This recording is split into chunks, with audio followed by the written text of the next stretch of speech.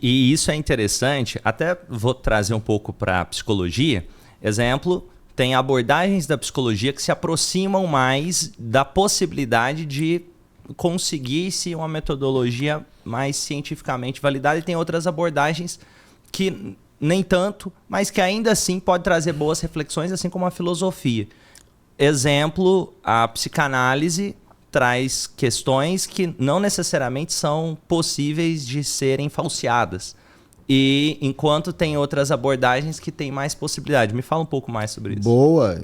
Ele quis tocar em tema polêmico, né? Aí nós temos que lembrar o seguinte.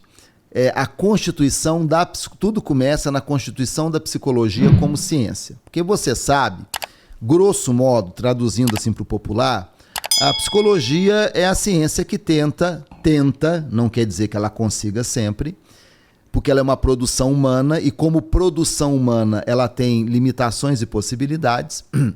A psicologia é a ciência, grosso modo, que tenta entender o comportamento humano. Essa necessidade de entendimento, ela existe desde que o homem existe. Se você pega, por exemplo, lá na Grécia clássica, na Grécia antiga, os gregos queriam entender de onde vinham os nossos comportamentos, por que que nós agimos assim, por que que nós somos assim. Tanto é que a palavra psicologia vem do grego, né? Psico, de psique, psique, e logia, de logos. Psique, alma, e logia, logos, razão, estudo racional. O estudo racional da alma. Porque os gregos acreditavam, os gregos antigos, da época de Sócrates, Platão, Aristóteles, eles acreditavam que os nossos comportamentos, a nossa personalidade, eles eram frutos da nossa alma. A alma produzia a personalidade, a alma produzia os comportamentos. Então, se eu quisesse entender os comportamentos, eu deveria estudar a alma, tá? Começa por aí a história. Então, o homem sempre teve curiosidade em entender o seu comportamento. Quando é que a coisa começa a mudar um pouquinho? Não a curiosidade, mas a sistemática. Finalzinho do século XIX, você se lembra, 1879, em Leipzig, na Alemanha, o Wilhelm Wundt, um neurologista, ele funda, na Universidade de Leipzig, ele funda o Laboratório de Experimentos Psicofísicos. O Wundt, como neurologista, assim como também foi Freud, acreditava que os nossos comportamentos, eles eram resultados, sintomas, usando aí o termo psicanalítico, mas eles eram resultados de processos fisiológicos, de processos de reações físico-químicas que ocorriam no nosso cérebro. Para Wundt, o cérebro seria a grande máquina produtora do comportamento humano. Aquilo que os gregos antigos entendiam por alma, e Wundt, no finalzinho do século XIX, entende por cérebro. E tem tudo a ver com o contexto histórico. Lembre-se que nós passamos pela Revolução Industrial, lembre-se que nós estamos numa época do mecanicismo. Acreditava-se que o universo, o homem, o cérebro, era uma grande máquina. E se eu queria entender o comportamento humano, eu deveria desvendar a composição e o funcionamento da máquina que produziu o comportamento humano, o cérebro. Estavam em auge os estudos de fisiologia, anatomia e, por consequência, neurofisiologia, neuroanatomia. É assim que a psicologia nasce como ciência, num contexto mecanicista positivista. Era uma antiga neurociência, então. Exatamente. O que é o positivismo? O positivismo, que começa lá, fundado e estruturado por Augusto Comte e Emile Durkheim, o positivismo, ele vai dizer que a única ciência possível... Primeiro, o positivismo acreditava que a ciência resolveria todos os problemas da humanidade e seria a grande redentora da humanidade. Se o homem fizesse ciência, logo o homem alcançaria a evolução e a felicidade. A gente sabe que essa história não é bem assim, não se desenrolou assim.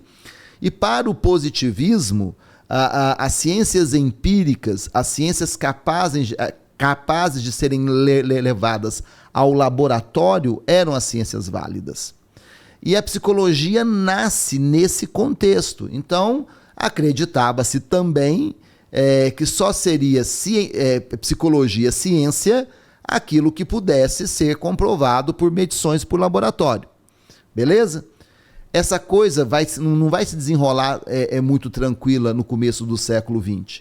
Você tem que se lembrar que na Europa existirá um grupo ligado muito à filosofia, um grupo muito influenciado pelo existencialismo sartriano e outras correntes. Tem um grupo na Europa muito ligado à filosofia que vai para um caminho mais filosófico da psicologia. Essa conversa, esse diálogo entre a psicologia e a filosofia, como aconteceu com a psicanálise. Um outro grupo migrará para os Estados Unidos. E você tem que se lembrar de que nos Estados Unidos está em auge, em alta, no começo do século, o pragmatismo de um filósofo chamado John Dewey. O Dewey foi o grande filósofo que marcou o pensamento americano nas primeiras décadas do século XX. A psicologia que vai se desenvolver nos Estados Unidos é uma psicologia ainda mais ligada à neurologia, à neuroanatomia, à neurofisiologia, à psiquiatria. Essa psicologia dos Estados Unidos será uma psicologia mais metrificada, enquanto os que ficarão na Europa serão mais influenciados pela filosofia e pela psicanálise. Não estou fazendo julgamento de valor. Não estou dizendo que psicanálise é menos científica que outra abordagem, que cognitivo-comportamental. Eu estou dizendo que as histórias e os contextos possibilitam versões diferentes, caminhos diferentes, e todos eles úteis. Porque nessa briga, às vezes, que existe, né?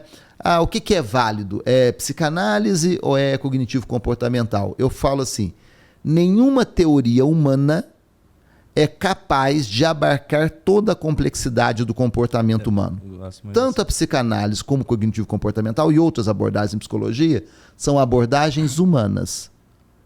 Portanto, elas não dão conta por si só de toda a complexidade do comportamento humano. Elas têm possibilidades e limitações. É como se pegasse um filósofo, Epicteto e talvez Platão, e falasse: os dois ali têm que saber todas as coisas da humanidade. E são visões, né? São percepções e que tem a sua aplicabilidade, a sua funcionalidade, a sua operacionalidade. Muito bom isso que você falou, Henrique.